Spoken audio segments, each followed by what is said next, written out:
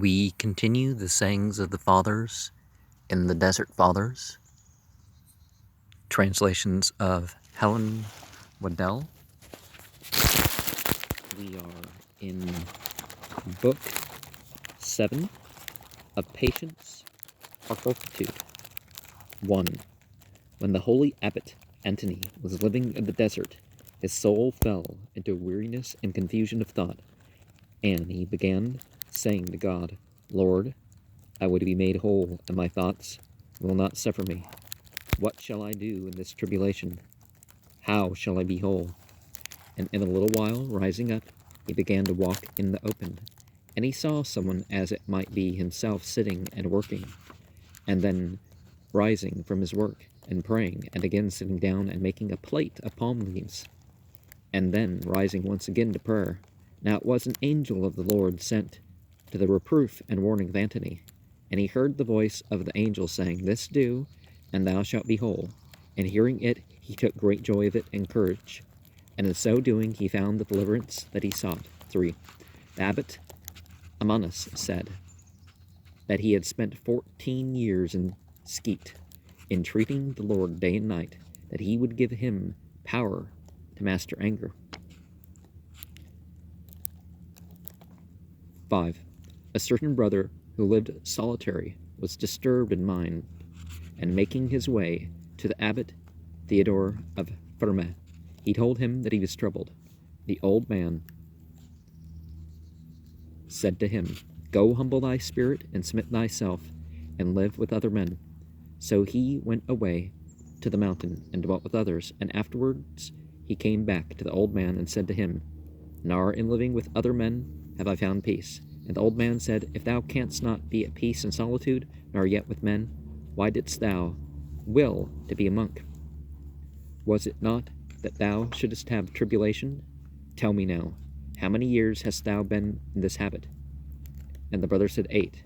And the old man said, Believe me, I have been in this habit 70 years, and not for one day could I find peace.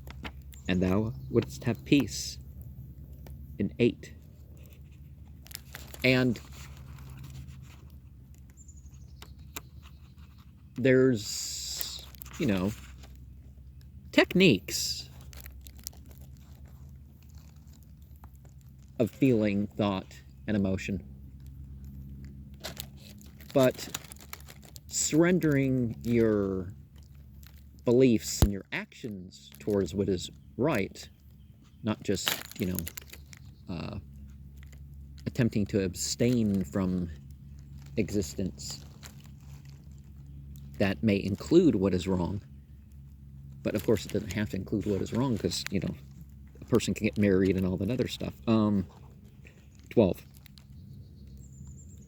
A certain old man told this tale. A certain brother was in a cell, and trial came upon him. If any saw him, they would not greet him, nor receive him into their cell.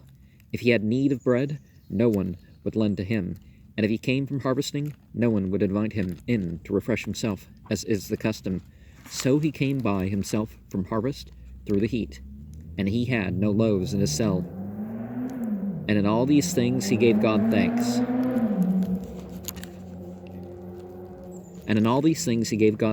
And God, seeing his patience, took this struggle and trial from him.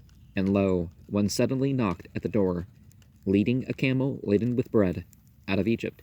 And he saw it. The brother began to weep, saying, Lord, I am not worthy of even a little tribulation.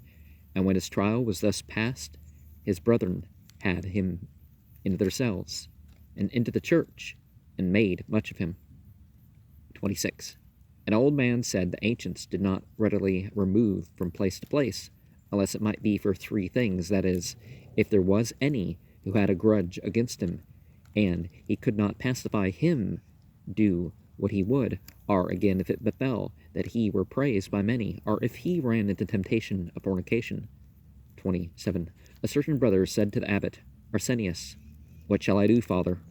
For I am harried by my thoughts that say to me, Thou canst not fast, nor toil, nor visit the sick, and in these things profit is. The old man, seeing the devil's sowing, said to him, Go, eat and drink and sleep, so long as thou dost not go out of thy cell, knowing that perseverance in his cell brings the monk to his calling. Now when he had spent 3 days, he was weary exceedingly, and he found a few palm leaves, and split them, and again on the morrow he began to make them into a plate. And when he grew hungry, he said to himself, Here are a few more palm leaves. I shall spread them out, and then I shall eat. And when he had finished with them, he said again, I shall read a little, and then eat. And when he read a little, he said, I shall say a few psalms, and then I shall eat with a good conscience. And so, little by little, God working with him, he progressed, till he came to his calling. And when he had learned confidence against evil thoughts, he conquered them. 31. A certain old man dwelt in the desert, and his cell was far from water, about 7 miles. And once when he was going to draw water, he flagged, and said to himself, What need is there for me to endure this toil? I shall come and live near the water. And saying this, he turned about and saw one following him and counting his footprints. And he questioned him, saying, Who art thou? And he said, I am the angel of the Lord, and I am sent by Lord.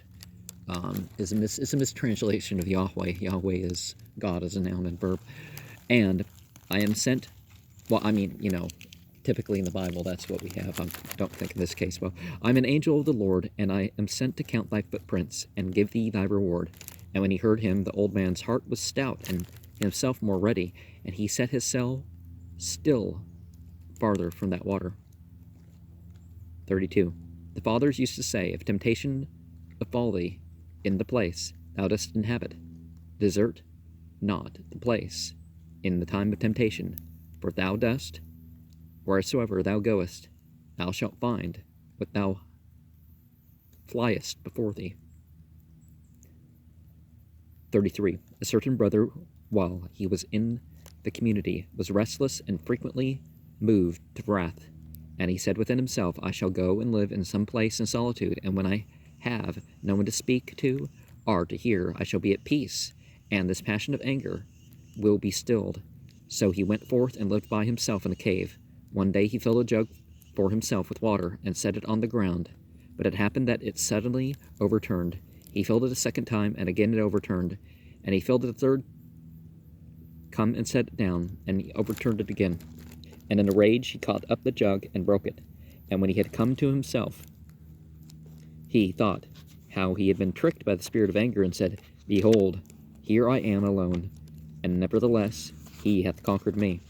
I shall return to the community, for in all places there is need for struggle and for patience, and above all for the help of God. And he arose and returned to his place. 34. A brother asked an old man, saying, What shall I do, Father? For nothing a monk should, but in a kind of heedlessness I am eating and drinking and sleeping, and always full of bad thoughts and great perturbation, going from one task to another, and from one thought to another.